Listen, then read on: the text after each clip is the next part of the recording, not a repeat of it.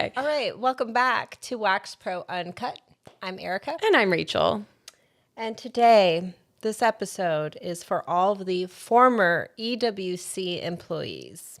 I know we've done an episode like this before. It was one of our best performing episodes in the past where we talked all about the EWCT and things that happen behind the scenes and stories with our clients. And it was our best performing episode to date. So I think it's a hot topic. I think people really like to talk about the trauma that was European Wax Center. I mean, and we're the first to say it was an experience, good, bad, and ugly for us and a lot of people. I mean, it's what built us into the waxers we are today. So we're definitely going to throw shade at European Wax Center, but it was one of our, foundational pieces in our careers. So yeah, I feel like it's kind of like the military, where elaborate. I mean, boot camp is one of the most treacherous times. I wouldn't know. Yeah.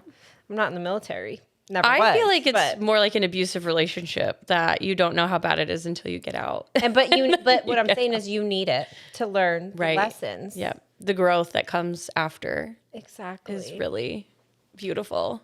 I also feel like it's just super relatable because so many estheticians started there. So many waxers started there. That was the only option for a really long time. Like if you think about where the industry was as a whole in 2007, 8, 9, it used to be full service salons, meaning hair, nails, waxing, everything in one place. And then you saw this explosion of what is now like franchise enterprises where, okay, now massage is over here at Massage Envy.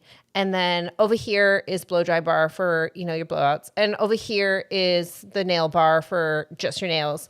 And here's European Wax Center only for waxing. So I think that is why so many of us gravitated to it because it was new. There was nowhere else where you could just wax and actually earn like a decent living doing so. Yeah, that's true. I blacked out while you were talking because I was thinking about being back there and I got scared. My palms are sweaty. There's so much, I think, that happened there that we haven't unpacked yet. And not just our location. Like, obviously, this holds true across all of the locations. There's over 1,000 locations. Like, of course, there's going to be untold stories, which is going to be at the end of this episode. I have you know that now. But how did we end up working at European Wax Center? And I think that's where we could start the episode. Well, I started working there because you were working there. So how did you start working there? You got me the job. I was working at a restaurant. Okay, so you were like, "Come work with me." Back. It was 08 or 09? 09. 09. We were 19. Yeah. So 09. I was looking for a new job and I saw this building. I drove by it and it had like a banner up front. It said now hiring. It said European Wax Center. And I was like, that's interesting. Now, I'm a hairy girl. Okay. So I love waxing, always have. I started waxing. Well, actually started shaving unbeknownst to my mother. Oh, poor Lori. Maybe 10 years old. Every inch. Closet shaver. I was a closet shaver. Dude, literally from my knuckles up to, everything. Did you shave your lip? No, I didn't shave my lip. I started Draw the line. No, I started doing Nair on my lip. Okay, anyways. Okay, sorry. Oh. all this exposure here. I'm like, here's my problems. I hate her. We're like, how did you start working at your Wax Center? All about my childhood trauma and Nairing my lip. So what I'm saying is, I love hair removal. Literally, I needed it. So I thought, wow, how cool would it be to work at a waxing place? I called the phone number, I leave a voice message, and I remember getting the voice message, and the person on the other end of the phone was Alex. And long story short, who's the owner of our franchise location. And I remember listening to it and thinking, wow, he sounds really young. Because he was, right? Yeah. How old was he? I think early 20s. And, we were just a couple years younger. Anyways, long story short, I was his first interview ever. I really was. And got the job and I loved it. And I told Rachel, come work here. It's so chill. It really was, though. The first few years of European Wax Center were so different than what it ended up being ultimately when we both left. But the beginning days, it really was working. It felt like working for a small business. Like it felt very mom and pop. Our owners were super involved. Like Diane Weissman, owner's mother, like she was behind the desk. There was just a real tight knit sense of community. And obviously like these franchisees, hold on. We have to pause. Kelly's at the door. Hi. It's okay. No, it's okay. Yeah, it's in. You'll find it. Okay, love you. Bye. Like, you want to be on the podcast? Right. Yeah, what do you know about European Wax Center? She's gonna text me and be like, I feel so bad. I'm so sorry. No, it's all good. I don't remember what I was saying. It felt very like mom and pop. Oh, yeah. It felt completely like small business mom and pop. And then it just, ultimately, that's just how the business grew. It blew up and it ultimately became so big that it didn't fit what either of us wanted or, wanted for our careers and wanted to stay. But that's no fault of the Weissmans, of the people that we worked for. No. It was just the company just grew and we outgrew it as well. So, yeah. But it was just really, really different in the beginning. And it was beautiful. It was. It was so much fun. Fun. So fun. Or were we just more fun because we didn't have any We didn't have spouses, stress. kids, none of the above. No, it really was fun. It was a unique environment. It was like, I think maybe the first time that any of us had worked in like a boutique, like retail environment. Mm-hmm. It was just different. And it was like, for me, the first job I had outside of school. Like, so I graduated aesthetic school. So it was like what felt like my first big girl job, where I was making like very good money. And so that also made it fun. Yeah, for sure. But we both started at the desk, and then Rachel went, got her license and started waxing, and then I got into management. So that's ultimately a big chunk of our relationship was spent there and at the bar. But let's talk about what it was like, though, those early years, like 2009 to we were there till the mid 2010s, late 2010s. But what was it like in the beginning? Like culturally, what was going on? Like just the evolution of that time. It's interesting because I've never like connected with a group of people quite like I did in those first years at European Wax Center. It was like truly such a tight knit group of girls. Like we were all about the same age. We all hung out inside, outside work. Like everybody had each other's back. I don't know. I've never, and even still now owning my own salon and business, like it's similar, but we're all grown-ups with our own lives, but it was just so tight knit. Yeah. And everybody knew everything about, which may be good, bad. I don't know if that's a positive or not, but it's just, it's so specific, our time there. Like the girls were really close. We all knew each other's clients. I don't know. It was a different time in general, though. Facebook, actually, funny enough, this morning I showed Rachel. Oh, yeah. I don't have my phone now. Yeah, it's a screenshot. It was like 15 years ago today. I was like, oh, come get waxed for 4th of July. Free eyebrows and half off Brazilians. And I put the phone number and I'm like, call 297-1515. Right. And I was like, at European Wax Center, Camelback. But this was before you could tag locations. Yeah. Right. We used social media in a completely different capacity. There was no such thing as social media marketing. You couldn't do reels. You couldn't boost posts. There's no business function of social media. So, and it's funny to think back too, they're like a mega humongous company with their own marketing, advertising dollars. And we're just like these little dumb girls that were like, come get wax, on our own personal pages. Right. Marketing for them just feels crazy. Yeah. But we were marketing for ourselves. It wasn't for them. We needed people to come in so we could make 50 cents on a Brazilian wax. 100%. Now, we also did a lot of do you remember, first of all, we used to wear white long sleeve button up shirts. Do you remember that? At the front desk. At the front desk. Yeah. With black slacks. Looked chic as hell. I wore heels every day. We did our hair, makeup. We were looking really good. What was the smoothie place next door? Jamba Juice? No, Robex. Robex. Yeah. And I would clack my little kitten heels over to get my smoothie and my muffin every day. That or Chipotle, which, by the way, Chipotle used to serve margaritas. Is that still a thing?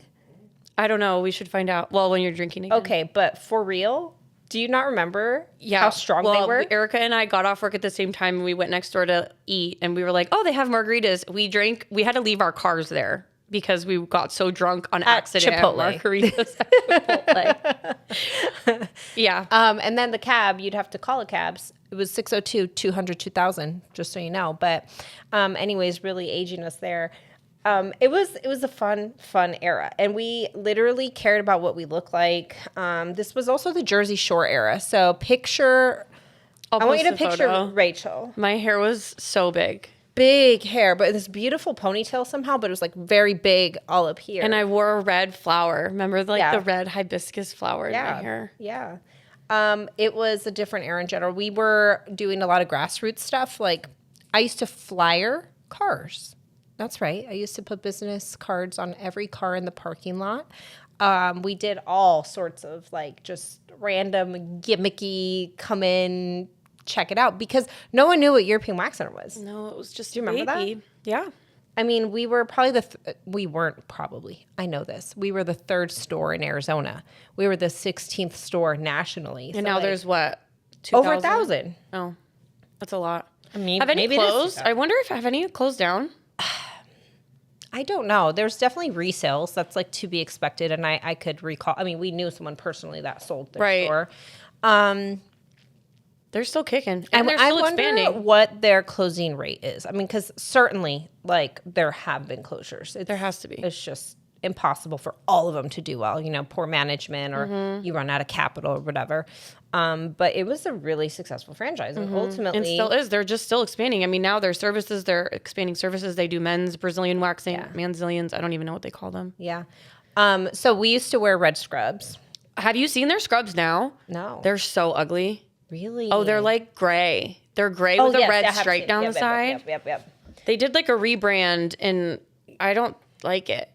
Yeah. Like when we started, the interior was like that faux brick. The faux brick with like the chandelier, and it was like very like Paris. Yeah.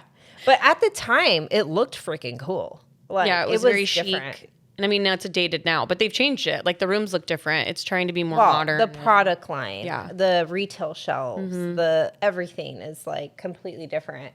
But that's when we were like really building what is EWC now. Yeah, honestly, like we laid the groundwork foundation. We built those books to hand them over to the girls that are now there. You know, and they're just a powerhouse. Yeah. Isn't it funny though that we're like, screw EWC, like we hate them, and then we're like, we just keep talking about them over and over again. Well, you know what? I love talking shit about European Wax Center. It's my favorite. I don't even think it's talking shit. It's just the reality of like growing up and like where you start. You know, anyone could say that about their industry. It's like, okay, you work your way from the bottom to the top. Some people, that is the top for them. You know, and we have to respect that too. Not everyone is cut out for entrepreneurship. You know that. I know that. But it serves some people for a long time. Like, God, I'm thinking about one. I don't want to like name names, but I'm thinking about one. You're going to know who. She was there forever. She was an older woman. She was there like way past we were. And she recently went solo after like 15 years with them. Yeah. You know, it's crazy. Yeah. I can't imagine being back there. God. Like, I'm trying to think if, like, really, I needed a job tomorrow, and you were holding a gun to my head, if I would go back to European Wax Center. Okay, but I don't think I would. I think I would go sell foot pictures. Okay, but there's back there a huge gap from what we're talking about right now to what you're saying. So where did you go to? Like, we're talking about like building it and like the era and what we wore, and then you're like, I never go back. So what happened for you in your mind, your narrative that... Well, so no, I've just had so much freedom for too long now that like that feels suffocating to go back and make such a low, like who knows what their pay structure is now. We know what it was when we left. Mm-hmm. And to know what's on the other side of working for yourself and going solo and the money that can be made and the freedom that comes with it. And so just the thought of having to go back to somebody else calling all the shots and running my books, like that just feels really scary. Yeah. And not even European Wax Center, really any waxing franchise, just to go work for anybody else feels very overwhelming. It feels like a step back. For sure. Because it is. You don't have to market for yourself or do inventory or fire clients, or I don't know. There's the give and take for both sides, but right. So our team was together for a long time, and I think we talked about it in other episodes, but like, what do you think about our culture kept us together that long? I don't know. I think it was We were just like all similar, like very hard workers, very similar work ethic. Yeah. What do you think? I think it was what you kind of hit on earlier. Like, we all had personal relationships. Like, we knew each other, and we had each other's backs. Like, even as the manager, like, I knew damn well half of you were hungover Saturday mornings, but I would just go get the rock stars and just be like, here you go. Like, here's some energy drinks. There's some mouthwash in the back. Let's get onto it. Hasta luego. Hasta la vista. Everybody just hung over in the back doing their best. Yeah, I'm sitting like, on the ground eating chop, Taco Bell chop. at 10 a.m. Yeah, time for that blood pressure to. Yeah. That's how I got everyone red level. Do you recall that day? Rock stars? Yeah. I got the pink rock stars were all the like Are those still on the market? rave. No, hell no. But they were like definitely targeted to women. They were pink cans. And it was Are you like, sure it wasn't like breast cancer awareness? no, rock stars? no. But I don't know, Turns maybe out they're giving us breast cancer. right. No shit. But I remember there was like a Saturday morning where there was like a couple of girls that just would not go over a red level. Because they were scared. Yeah. And I was like, enough's enough. Today's the day. Today bitches. is the day. You're going to have this. You will drink this rock star and you will go red. You're probably on a Reddit thread somewhere of like Hands down. someone's trauma. Yeah. My manager made me drink Rockstar and Right. work hard. You're damn right. And you know what? You're smoking a cigarette today in the back. Grow some chest hair while you're at it. That was an era, though, that we used to smoke cigarettes. I love a cigarette. We were the estheticians that did all the shit you weren't supposed to do. We were tanning in the tanning booth. I know. Because, again, Jersey Shore. Had to stay tan. 100% GTL. And, yeah, we smoked the cigs. That was actually socially acceptable. Can you believe that? It was socially acceptable. This was before the vape, okay? For the Gen Zers and younger, there was this thing called a cigarette. We'll post a picture here. Tobacco. What it looks like. Right. And like, I was fully aware you guys were like smoking out the back door. And I was like, whatever. Not on shift, not on. Yeah. Did I make rules about that? Like, not I on just shift? remember there was so much in the handbook and like that no one could smell like smoke. Obviously, like we're touching people and our breath and Yeah, but I feel like I wrote it in such a way where I knew everyone was smoking. So I was like, don't smell like it. But like, if that's what you need. there to was carry one through. waxer I remember that had like repeat complaints about smelling like smoke Ooh, though. who was it? Can you say it and we'll bleep it? Well, Can you go like this? I'm like, I can't remember. no, because I just remember there being the complaint about the Oh, person. you don't know 'cause, who like, it was. It was like I would get clients. I do know who it was. You have to say it louder. We can have this conversation after. We'll have it later. I don't want to say it, but I do remember. She also smelled like vodka a lot of mornings. Okay. She Well, did. those go hand in hand. What can I say? Right. But again, different era because first of all, like she was there at work. That I could appreciate that, you know, no matter what. Now, look, the reason I left management in the last 5 years is because someone could stub their fucking toe and they're calling out and I just can't yeah. fathom. It's like, you know what? You can't do Look, this look at anymore. homegirl over here. She's still drunk from last night and she's here. There's She's like killing it though. Killing it.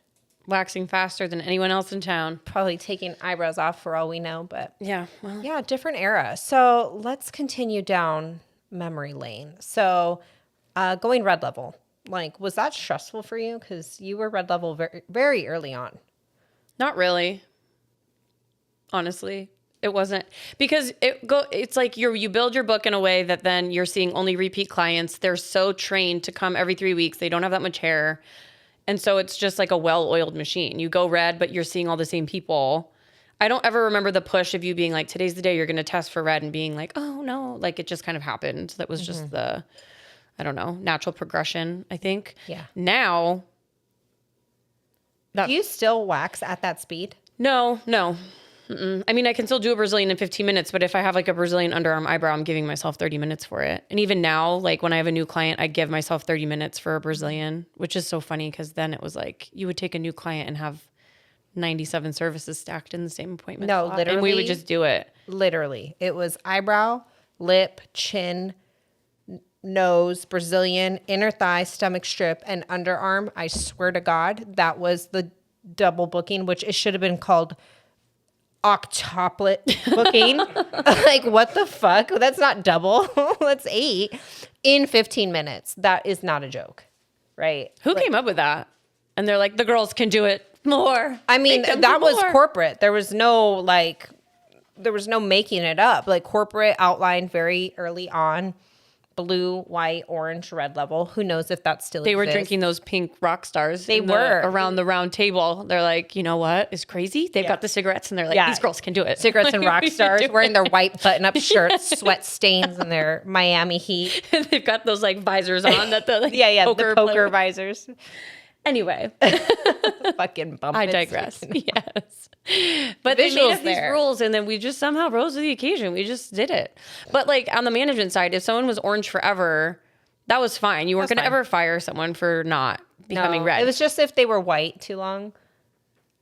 There's a joke there. Yeah, I'm Okay. gonna hold. Well, so when we get to the stories of that, a few people submitted, and then I also had looked on Reddit, and I was like, I'm really down. If you need to pass the time, go just search European Wax Center's stories on Reddit. Yeah, for real. But there were lots of people mentioning that they were either fired or threatened to be fired because of the waxing level of like, I didn't ever go red, and so they let me go. And they didn't say it was because of that, but I know it was because of that. And Yeah. it's interesting. There's Maybe a there's lot a of- lawsuit in there somewhere. I mean, God, if I started to touch on it a little bit in one episode and got like a little heat, which is fine. About what? I like the heat, the reasons why I've fired people, but it's like anyone, okay, first of all, HR is like a separate thing. There's no fucking HR when you're running a small business. I was HR, okay? And you see how I speak and how I do business. But so like technically though, there was HR above you. So like you should have Okay. referred to the HR. at the tail end, once our organization grew, yeah, there was HR. But HR was also my best friend, Jocelyn. Like, Oh, do you recall? Yeah. Yeah. that was So, Jocelyn. Jocelyn, about Jocelyn. shout out. We Hi, should have her Jocelyn. on an episode. She's funny as hell. She's great. She's doing great stuff. Yeah. Okay, so she was HR. She was HR. And then But prior to that, I was HR. Like, what are you going to do? Go tell have who? you seen that meme when it's like, can I speak to the manager? And they like turn around and they're like, it's me. Okay. Like, First of all, Tori Del Vecchio, I love her. Do you remember Yeah. Tori? Okay. We had that joke early on. It was like I was sitting on a chair and she'd be like, "Excuse me, guys, you manager." I'm like, "Hold on." And she would like turn my chair for me, like And then roll me you- around. Yes, how can I help? Right. So we were like again. basically doing social media before we knew it was a thing. Mm-hmm. Anyways, let's get back to our European Wax Center. Who can you think of like the craziest employee that we had work there, whether it was front desk or another waxer? This is all out of love, okay? But oh, front desk. I feel like there was a lot of front desk. well, the turnover is crazy. Yeah, there's a few front desk. Yeah, no, I got a few. There's a What few in stands out? there. You don't have to say the name, but why were they crazy? And then why did I fire them? Because obviously I did. I'm scared to say. Like, I'm always afraid that someone like random will listen to the podcast and we'll get back to them. And what are they going to say? Well, oh we my talked God, about, like- 15 years ago. I can't believe that story I'm came out of just your mouth. scared. Well, there was like waxers that we've talked about that were like the one waxer that was like accepting tips in form of drugs. Yeah. That was crazy. Like All right, that but was that's- fair. That was a fair fire. Yeah, but like, you know, old news, drugs. But like in the beginning, the crazy, like our original manager. I don't. Original manager. Oh yeah, why she got fired? Yeah. that was fucked up. But like that didn't come from you. That was Alex, right? Like there Right. were some that were just like down the chain, like right that you Right. like had to fire. right, Um. I think of But- one. I'll say it. Okay. Stinky girl. Stinky girl. Yeah. She You're not had ringing any bells. Who? she had BO of something dead. And I started getting people literally say, like, changing their fucking availability. Like, they literally were like, Erica, if you schedule me with her, no, she was a GSA. Okay. I was getting threatened by staff that they were going to fucking walk if they had to be scheduled with her. How can Who you was possibly... it? We'll bleep it out. Who was it? I can't remember her name. Oh. She wasn't even there that long. But Stinky girl. yeah, like, people were really upset. Oh. And I'm like, they're mad at me. Like, I did not create this problem. I did not smell her in the interview. Like, Yes. One last thing. Could you lift up your armpit for me before you go? no. Honestly, the smell was from, like, the depths of places we cannot talk about. So, Oh my God. I mean, just crazy shit like that where it's like, you cannot possibly tell someone that. You cannot. Legally, but it's like legally, I can't have you working here because these people are going to hurt themselves. Oh my God. Like, that is so funny. there was crazy shit like that. I don't all remember the that time. at all. Well, here's the thing, is too, so funny. is I couldn't tell you guys everything. Like, yes, we were friends and stuff, but like, I had to watch myself legally and the company and not put them at risk. But like, I had to make decisions like that all the time. Oh my God. Wait, I just remembered. There was a time, because we were so close, everyone assumed I knew everything, which, to be fair, like, I knew a lot. I probably knew everything. But we knew Erica was going to fire someone the next day. And I had, this is so bad. You knew I told you I was going to? Yes. Was it for a good reason? I don't remember. That's not the point. Okay. I posted on Facebook and posted another one bites the dust. Rachel. Yes. And so I had texts from like 9 different girls like, oh my God, who is it? What is it? What's happening? And I think I mean, I didn't say like, oh, it's going to be so-and-so, but I'm like, the things that were posted on social media. Rachel. I know. Wow. Just like Can't believe poking the bear, stirring the pot. One That's little bad. sick thing that I would do. This I should be studied. I think there's some form of narcissism that was occurring, and I still, fight to this day. But I would wear red lipstick every time I'd fire someone. I don't know if you guys ever noticed. Candace Greeton, she knows that. I ended up telling her that like at the tail end, and she was like, "Oh my gosh!" So then she would look. It's for like the red your lip. like signature kill. You're like the, what do they call that when a murderer leaves like the one thing there? Yeah, like the signature move. Is that terrible? Anyways, Yeah, that's really. I mean, there's worse things. There are worse things, but it just feels. And can I also just say that that's like the past version of me, and I don't care enough about anyone anymore to do something like that. I just picture you firing someone over the phone, like really delicately putting on your lipstick, and they can't even Slowly. see it. And then I kiss the mirror at the end. And you're like, yes, look at it. You're like, I know you can't see me, but I just want you to know I have No, I don't think I ever did anything over the phone unless it was like theft or something gross. Gross, disgusting theft. Yeah, because then it's like it gets messy. They could get violent. I mean, the saddest thing ever though, and it's not even you. I think people do this probably in multiple job settings, but like letting someone work their whole shift and then firing at the end of it. I did that a lot. I'm like, fire me right when I get there. No, don't let me work the whole absolutely day. not. I know. Like, Just it's too feels busy. really fucked up. Too busy to fire them. But tonight, not too busy. Monday? Yeah. 7:45, it is happening. Well, I feel like we talked about that. We were like, this episode's going to go on forever and ever because we have so much to talk about. So I think we Right. could break this into 2 because I want to get to the The stories. I feel like we should read. I feel should read a like couple we of the shouldn't break it stories. up into 2 because now I'm going to have a reputation of an absolute psychopath. Why? Meanie bitch. Okay, well, we Because can. of what I've said. No, I you're not probably mean. sound like a lunatic. Not at all. Not at all. And I am. And I Okay. am. So I think we've gone through the most of what we needed to get off our chest. But the main thing for today is the untold story. Untold stories. Well, we had posted on our social media, like, if anybody has a traumatic, interesting, funny, Memorable. Memorable. Didn't have to be bad. European Wax Center story to write us in our DMs. And so we had gotten a couple that I'm going to read for you. Now, Rachel was responsible for capturing these. I didn't read them. So if my reaction is a little raw, just know it's unfiltered and genuine. So let's do it. Well, this one says, someone came in with a dead cockroach on the bottom of her sock. She had gotten her boots out of storage and it definitely crawled in there and died. When she hugged her knees to her chest, I turned around and there was a roach hanging on her sock. I hate roaches, so it was gross, but the client wasn't gross. I just want to say that. She should just store her boots in a sealed bag next time. Hey, Roach Girl, if you're listening to that, put your boots in a sealed bag, will you? It wasn't your fault, Roach Girl. Oh my God. That's I know. funny. I know.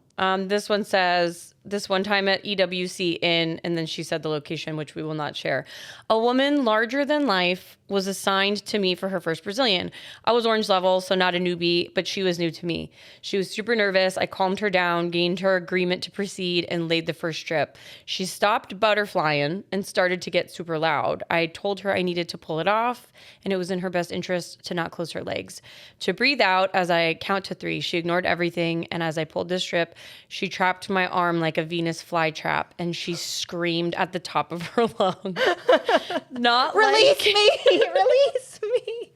not like a shriek, but literally bloody murder scream. I told her that I can't continue if she continues to do that. She said she's sorry and to proceed. Needless to say, after the 3rd time, I felt uncomfortable to continue to wax her, so I called it. I told her that this might not be the service for her and I might not be the waxer for her. But for the sake of both of our nervous systems, we were going to stop. She agreed. I escorted her out, explained the situation, whatever manager I had at the time, and took my next client. She was fine and she asked if I was okay, but the screamer was then assigned to another waxer after getting upset that I canceled mid-service. Apparently she was fine with the next waxer that she got. I got reprimanded. Fast forward 3 or 4 months, that same client was assigned to me again. She walked in and neither of us addressed it, but we both remembered each other. The service went fine, but it was the last time that she was ever given to me again. That's so funny. Remember the note section when it would be like, do not book with, in all capitals. Right. We're like, don't ever give her to me. Right.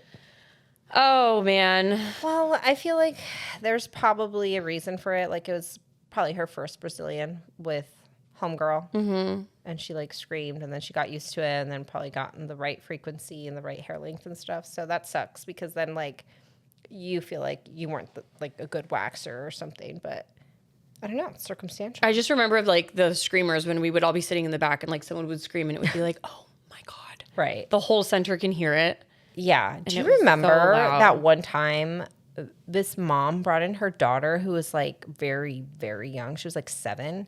And the little girl was like screaming bloody murder, getting her lower legs done. It was super weird because the mom kept telling the little girl, come on, daddy's going to love your legs. Ew. It was very freaking weird.